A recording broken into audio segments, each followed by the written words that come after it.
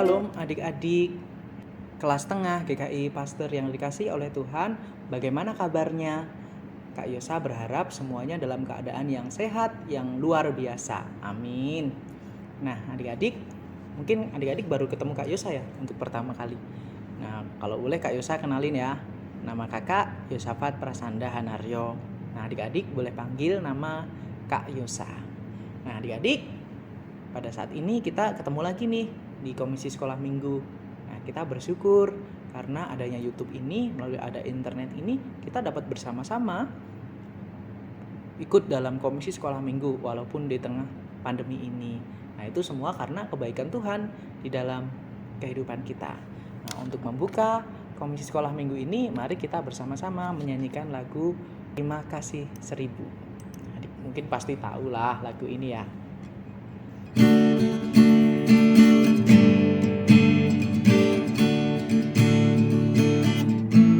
Surya bersinar, udara segar, terima kasih.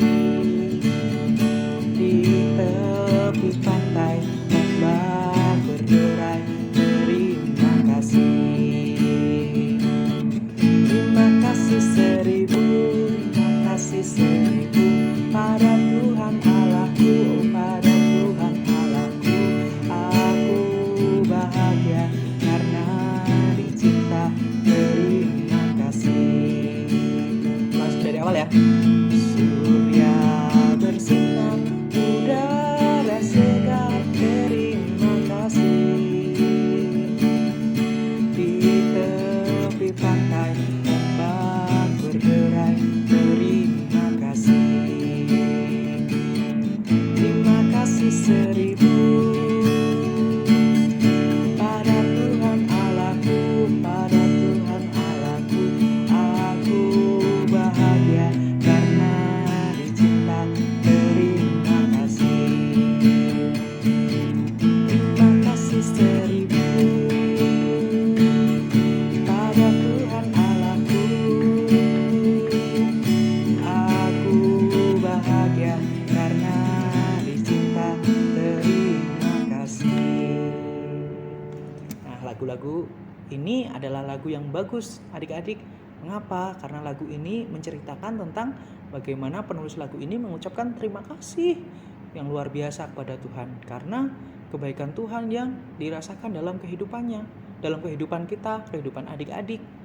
Kalau kita lihat dari liriknya, adik pernah ke pantai belum? Pagi-pagi ketika matahari baru bersinar, kemudian kita melihat tepi ombak yang berderai, udara yang segar, mesti kita akan merasa segar, merasa sehat begitu ya. Nah itu adalah semua kebaikan Tuhan. Kita dapat berkumpul di tempat ini, kita dapat mengikuti Komisi Sekolah Minggu, itu semua adalah kebaikan Tuhan. Sehingga kita harus mengucapkan terima kasih. Nah adik-adik, sebelum kita melanjutkan lagi, mari kita membuka Komisi Sekolah Minggu kita pada hari ini dengan berdoa. Biar Kak Yosa yang pimpin ya. Mari kita berdoa. Tuhan, terima kasih untuk kebaikan Tuhan yang kami rasakan di dalam hidup kami.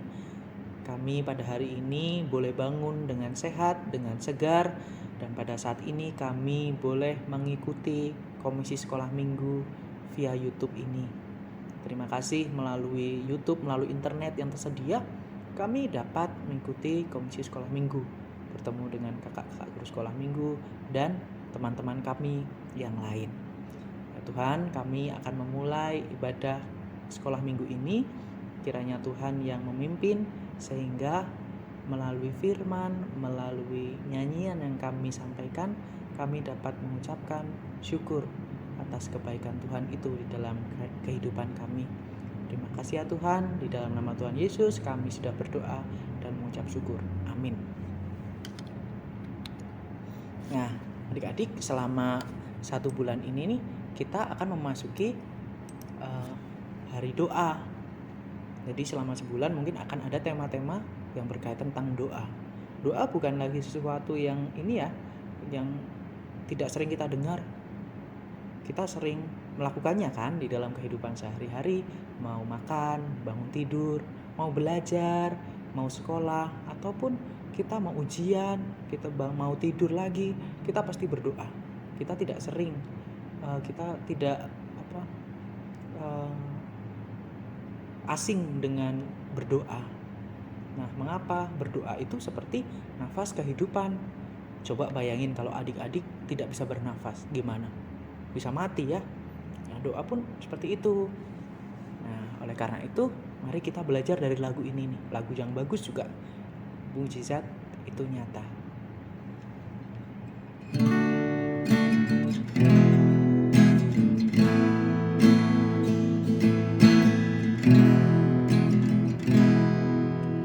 Tak terbatas kuasa-Mu, Tuhan. Semua dapat Kau lakukan.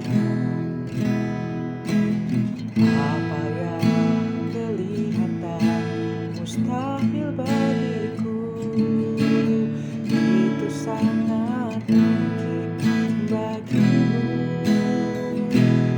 Di saat ku tak berdaya, kuasa-Mu yang sempurna. Ketika ku percaya, mujizat itu nyata, bukan karena kekuatan, namun Roh-Mu ya Tuhan. Ketika ku berdoa, mujizat itu nyata. Di saat ku tak berdaya, kuasa-Mu yang sempurna. Ketika ku percaya, mujizat itu nyata, bukan karena kekuatan, namun Roh-Mu ya Tuhan. Ketika ku berdoa, mujizat itu nyata. Ketika ku berdoa, mujizat itu nyata. Nah, lagu ini menarik. Kita dapat banyak belajar bahwa doa itu bisa mengubah segala sesuatu yang mungkin bagi kita tidak mungkin bisa menjadi mungkin, karena Tuhan bisa melakukan banyak hal yang mungkin bagi kita tidak mungkin. Oleh karena itu, ketika kita merasa tidak berdaya, ketika kita merasa dalam kesulitan, maka kita membawanya ke dalam doa. Karena dengan berdoa, maka kita akan diberi kekuatan untuk menjalani kehidupan kita. Nah, adik-adik, pada saat ini kita akan memberikan persembahan kita kepada Tuhan. Nah, pada saat ini kita akan dibantu oleh Kak Cindra nih untuk membawa kita memberikan persembahan kita. Mari adik-adik, saatnya kita mempersembahkan buat Tuhan, karena Tuhan sudah mengasihi kita. Dan sambil kantong persembahan yang adik-adik persiapkan, nah kita akan memujikan nama Tuhan ya, lagu persembahan kami. Adik-adik di rumah bisa ikut menyanyi ya, 2 kali sambil mempersiapkan persembahannya.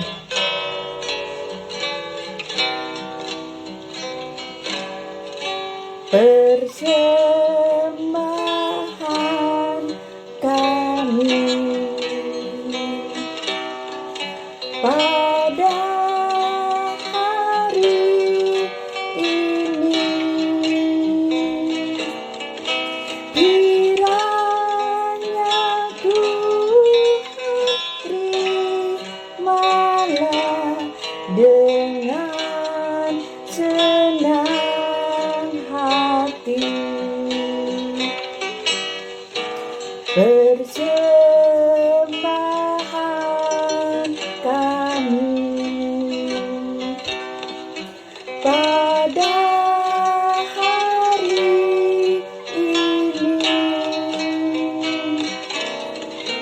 kiranya Tuhan terimalah dengan senang hati. Mari adik-adik kita tutup mata, kita akan berdoa untuk mengucap syukur pada Tuhan. Tuhan Yesus yang baik, kami mengucap syukur karena Tuhan sudah mengasihi kami. Tuhan menyertai kami sampai saat ini. Tuhan, kami bawa persembahan ini buat Tuhan. Terimalah Tuhan dengan senang hati. Ajar kami Tuhan memberi persembahan selalu dengan senang hati juga. Terima kasih Tuhan Yesus, supaya persembahan yang kami berikan bisa memuliakan nama Tuhan. Dalam nama Tuhan Yesus kami mengucap syukur. Amin.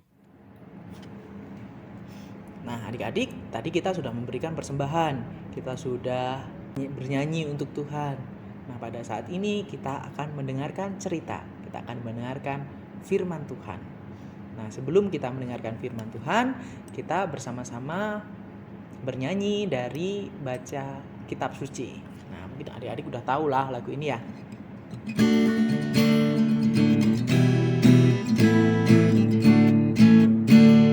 Baca kitab suci, doa tiap hari, doa tiap hari, doa tiap hari. Baca kitab suci, doa tiap hari, kalau mau tumbuh, kalau mau tumbuh, kalau mau tumbuh. Puji haleluya, baca kitab suci, doa tiap hari, kalau mau tumbuh. Baca kitab suci, doa tiap hari, doa tiap hari, doa tiap hari. Baca kitab suci, doa tiap hari, kalau mau tumbuh, kalau mau tumbuh, kalau mau tumbuh. Puji haleluya, baca kitab suci, doa tiap hari, kalau mau tumbuh. Nah, selamat mendengarkan cerita pada hari ini adik-adik. Adik-adik, kita bersatu dalam doa. Tuhan Yesus, tiba saatnya kami hendak mendengarkan firman-Mu. Oleh karena itu, biarlah kuasa Roh Kudus boleh menaungi kami dan menolong kami, agar ketika firman Tuhan dibagikan, boleh kami pahami, boleh kami mengerti, dan kiranya Tuhan juga menolong kami untuk melakukannya di dalam kehidupan kami. Berkati kami yang menyampaikan firman Tuhan, berkati juga kami yang mendengarkan, baik dari rumah, agar firman-Mu tidak kembali kepadamu dengan sia-sia, tetapi boleh membentuk dan memperbaharui kehidupan kami hari lepas hari. Terima kasih Tuhan, saat ini kami buka hati kami dan pikiran kami, telinga kami, dan biarlah Engkau berbicara. Di dalam nama Tuhan Yesus, kami berdoa dan menyerahkan waktu kami pagi ini. Amin. Adik-adik, bahan firman Tuhan kita hari ini diambil dari Kisah Para Rasul 3 ayat 1 sampai 10. Sekali lagi Kak Ita minta Kisah Para Rasul 3 ayat 1 sampai 10. Adik-adik, Kak Ita akan bacakan. Adik-adik boleh mengikuti dan menyimak. Petrus menyembuhkan orang lumpuh. Pada suatu hari menjelang waktu sembahyang, yaitu pukul 3 petang, naiklah Petrus dan Yohanes ke bait Allah. Di situ ada seorang laki-laki yang lumpuh sejak lahirnya sehingga ia harus diusung. Tiap-tiap hari orang itu diletakkan dekat pintu gerbang bait Allah yang bernama Gerbang Indah untuk meminta sedekah kepada orang yang masuk ke dalam bait Allah. Ketika orang itu melihat bahwa Petrus dan Yohanes hendak masuk ke bait Allah, ia meminta sedekah. Mereka menatap dia dan Petrus berkata, "Lihatlah kepada kami." Lalu orang itu menatap mereka dengan harapan akan mendapat sesuatu dari mereka. Tetapi Petrus berkata, "Emas dan perak tidak ada padaku, tetapi apa yang kupunyai, kuberikan kepadamu. Demi nama Yesus Kristus, orang Nazaret itu, berjalanlah." Lalu ia memegang tangan kanan orang itu dan membantu dia berdiri. Seketika itu juga kuatlah kaki dan mata kaki orang itu. Ia melonjak berdiri, lalu berjalan kian kemari dan mengikuti mereka ke dalam bait Allah. Berjalan dan melompat-lompat serta memuji Allah. Seluruh rakyat itu melihat dia berjalan sambil memuji Allah. Lalu mereka mengenal dia sebagai orang yang biasanya duduk meminta sedekah di gerbang indah bait Allah, sehingga mereka takjub dan tercengang tentang apa yang telah terjadi padanya. Adik-adik, sedemikian jauh pembacaan kita akan firman Tuhan untuk hari ini, di mana Lembaga Alkitab Indonesia memberikan judul Petrus menyembuhkan orang lumpuh. Namun tema kita yaitu dengan berdoa Tuhan menyembuhkanku. Dengan berdoa Tuhan menyembuhkanku. Itu tema ibadah kita minggu ini. Nah, adik-adik, sesuai dengan apa yang kita baca tadi di dalam Kisah Para Rasul 3 ayat 1 sampai 10 ini, ada satu nama yang disebut yang menjadi tokoh, ya adik-adik, yaitu nama Yesus. Nah, sebelum Kak Ita jelaskan lebih jauh lagi, Kak Ita mau beritahu dulu adik-adik, atau bahkan nanti Kak Ita mungkin bertanya seperti itu ya. Adik-adik punya kakak, punya adik tentunya ya, atau mungkin ada anak tunggal. Tapi biarpun anak tunggal bukan berarti sedih ya adik-adik ya. Adik-adik yang anak tunggal ada kemungkinan juga pasti punya saudara sepupu. Nah, adik-adik, siapapun kita di dalam sebuah keluarga yang punya saudara, pasti nama kita berbeda satu dengan yang lain. Kalau saya punya kakak, saya punya adik, nama saya ke kakak beda, nama kakak ke adik saya dan nama saya ke adik saya juga berbeda. Nah, kenapa ya berbeda?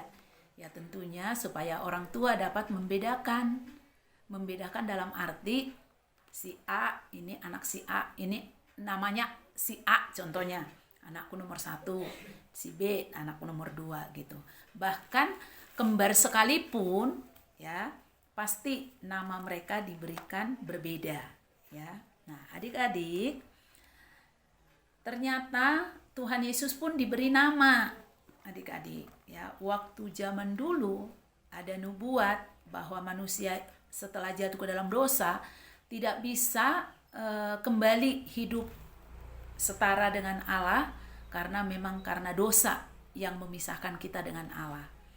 Nah, karena dilihat manusia tidak bisa kembali kepada Allah, menjalin hubungan seperti sedia kala, maka dinubuatkanlah bahwa Allah akan turun ke muka bumi ini demi menyelamatkan kita dari dosa-dosa. Nah, jadi dinubuatkan, ada nubuat bahwa Tuhan akan datang ke dunia untuk menyelamatkan kita. Jadi dia harus serupa menjadi manusia supaya kita dapat selamat. Nah, nubuat ini itulah disebut ketika ada Tuhan Yesus lahir ya, Natal. Nah, Tuhan Yesus waktu mau lahir ya adik-adik, diberikan juga diperintahkan Allah juga bahwa berikan, nanti kalau bayi itu lahir berikan namanya Immanuel. Nah ternyata nama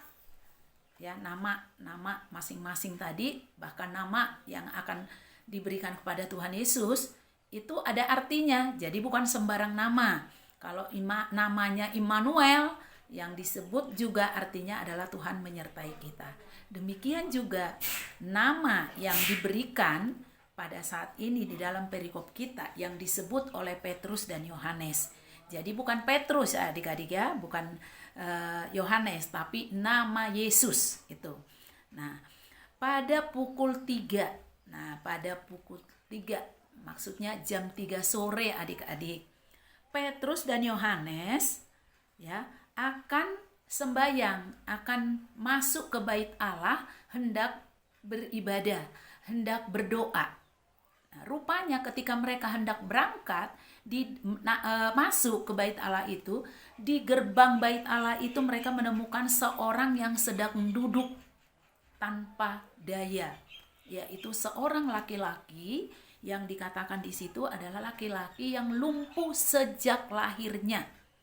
Nah, dia lumpuh dan dinyatakan juga kenapa dia bisa ada di gerbang bait Allah, karena dia harus diusung, diangkat, ditaruh di situ. Tujuannya untuk apa? Si orang ini menjadi seorang peminta-minta. Nah, apa yang diminta? Ya, kita tahu adik-adik namanya seorang pengemis pasti mintanya mungkin saja makanan, mungkin saja duit. Nah, itu juga yang dilakukan si orang lumpuh di dalam cerita kita hari ini. Nah, ketika Yohanes sama Petrus nih mau masuk ke bait Allah, tiba-tiba mereka melihat, terus si orang lumpuh ini menunduk. Bukan karena Petrus dan Yohanes, tapi setiap dia menadahkan tangannya hendak meminta sesuatu kepada orang yang lewat, dia selalu menundukkan kepalanya karena dia merasa tidak layak. Ya, karena dia merasa rendah. Sehingga dia hanya mengharapkan dari hatinya dengan menadahkan tangan, nanti tangannya akan diisi oleh sesuatu yang diharapkan dan yang diberikan oleh orang. Seperti itu. Nah, namun ketika perjumpaan Petrus dan Yohanes, si orang ini tertunduk dan menadahkan tangan, tapi Petrus katakan begini, lihat kami. Petrus mengajak dia untuk mengangkat kepalanya supaya si orang ini menatap Petrus, melihat Petrus. Di dalam kalimatnya dikatakan, lihat pada kami, di dalam diri kami, di kami ini tidak ada emas perak, apapun gak ada. Tapi, kata Petrus, ya, dengan tatapan penuh harapan dari si lumpuh ini, Petrus katakan, demi nama Yesus, berdiri dan berjalanlah. Ketika kata-kata itu keluar dari mulut Petrus, dia pun memberikan tangan kanannya, menerima tangan si lumpuh dan menolong dia untuk berdiri. Dan seketika itu juga dia berdiri, berjalan, melompat. Nah, adik-adikku, di cerita ini katanya Petrus nggak punya makanan, Petrus nggak punya duit, ya. Bahkan dia ucapkan emas perak kami nggak punya, tapi apa yang aku punya, yang dipunya Petrus dan Yohanes pada saat itu adalah Tuhan Yesus. Iman kepada Tuhan Yesus, imannya itu yang dibagikan, yaitu dalam nama Tuhan Yesus, ya, demi nama Tuhan Yesus, berdiri dan berjalanlah. Adik-adik, saat itu juga mereka masuk setelah dia berdiri, setelah dia bisa berjalan, bahkan melompat. Saat itu juga dia mengikuti Petrus dan Yohanes masuk ke bait Allah. Dan di dalam bait Allah dia melompat kegirangan, penuh sukacita, menerima segala yang selama ini yang tidak pernah terpintas di dalam hatinya. Bahkan dia sudah merasa, sudahlah sampai mati pun aku nanti mungkin akan begini. Karena dia putus asa, karena sudah bertahun-tahun dia lumpuh keberadaannya. Namun ketika mukjizat itu terlaksana demi nama Tuhan Yesus, di perikop ini, ya, yang kita baca tadi, harapan yang sudah pupus, harapan yang tidak pernah terlintas untuk dapat berjalan, itu diterima oleh si lumpuh. Adik-adik, dua hal yang diterima si lumpuh. Yang pertama, Petrus mengangkat si lumpuh menjadi setara dengan orang-orang yang ada pada zaman itu. Dari mana itu terlihat? Dari kata-kata Petrus yang mengatakan, lihat pada kami. Dia mulai berani mengangkat kepalanya. Bahwa tidak ada perbedaan antara Petrus Yohanes terhadap si lumpuh. Itu yang pertama. Yang kedua, si lumpuh merasa berharga. Si lumpuh tidak merasakan dia lagi sebagai orang yang disisihkan masyarakat. Mengapa? Karena dia dapat bebas masuk bersama dengan Petrus dan Yohanes ke dalam bait Allah.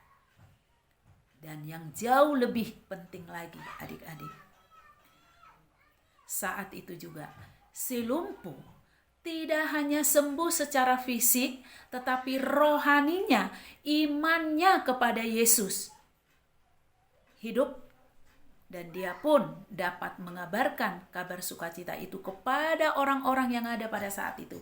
Sehingga bukan hanya dia yang bersukacita memuji-muji Allah, tetapi orang banyak itu juga ikut memuji Allah. Pujian dan hormat hanya kepada Allah kita pada saat itu dinyatakan oleh setiap orang yang ada, sekumpulan orang yang ada bersama Petrus, Yohanes, dan si lumpuh. Adik-adikku, kita diajar untuk percaya. Saat ini dikatakan melalui cerita kita minggu ini bahwa nama Yesus memiliki kuasa. Berbeda dengan nama kita. Sekalipun nama kita masing-masing punya makna. Tetapi nama Tuhan Yesus bukan sembarang nama. Tetapi nama Tuhan Yesus yang memiliki kuasa. Yang dapat menyembuhkan. Dapat membangkitkan. Bahkan mampu menyelamatkan umat manusia dari segala dosa dan kenajisan kita. Adik-adik, pada pagi hari ini mungkin ada di antara kita yang sedang sakit. Mari kita berdoa di dalam nama Tuhan Yesus. Sakit kita bisa disembuhkan. Namun adik-adik, kita harus menyadari di dalam doa kita, kita serahkan bukan kehendak kita, namun kehendak Allah lah yang jadi ketika kita meminta, ketika kita berdoa kepada Tuhan. Bila doa kita tidak dijawab, bila doa kita tidak sesuai dengan apa yang kita minta, bukan berarti Allah tidak mau mendengar, bukan berarti Allah tidak peduli dengan apa yang kita doakan. Tetapi adik-adik, percayalah, waktu Tuhan bukan waktu kita. Oleh karena itu adik-adik, doa adalah nafas kehidupan sebagai orang percaya. Jangan pernah ketinggalkan jam doa kita. Karena jam doa kita di dalam nama Tuhan Yesus, apa yang kita minta, Tuhan akan berikan seperti apa yang diminta oleh si lumpuh terhadap Petrus dan Yohanes. Adik-adik, Kak Ita mau mengingatkan, bukan Yohanes, bukan Petrus yang menyembuhkan si lumpuh, tapi demi nama Yesus.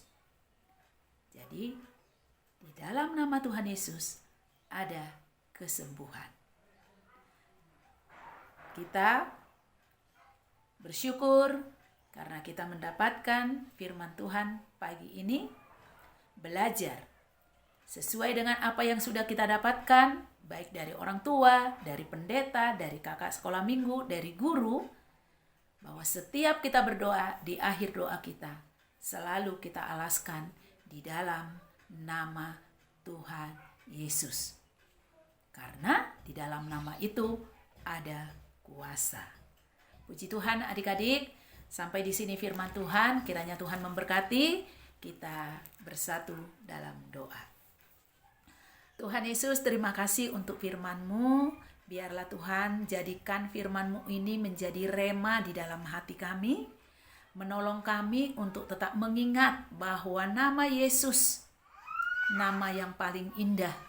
Nama Yesus, nama yang menyelamatkan kami dari segala kutuk dan dosa kami. Bahkan di dalam nama Yesus ada kesembuhan, ada keberanian. Bapa, terima kasih. Biarlah Engkau terus akan berbicara di setiap hati kami melalui kuasa Roh Kudus-Mu. Sekalipun firman Tuhan saat ini sudah berhenti untuk kami beritakan di dalam ibadah kami ini, tetapi kami percaya dan yakin terhadap Tuhan Yesus yang baik. Tuhan Yesus tidak terbatas untuk berbicara kepada kami tiap-tiap saat di dalam hidup kami. Terima kasih Bapa, di dalam nama Tuhan Yesus kami berdoa dan kami bersyukur. Amin. Nah, adik-adik, ketemu lagi nih sama Kak Yosa. Tadi kita sudah apa? Memberikan persembahan. Nah, saatnya kita sudah di penghujung Komisi Sekolah Minggu pada hari ini. Nah, sebelum kita mengakhiri Komisi Sekolah Minggu ini, mari kita bernyanyi dari sebuah lagu yang berjudul Bapa Terima Kasih.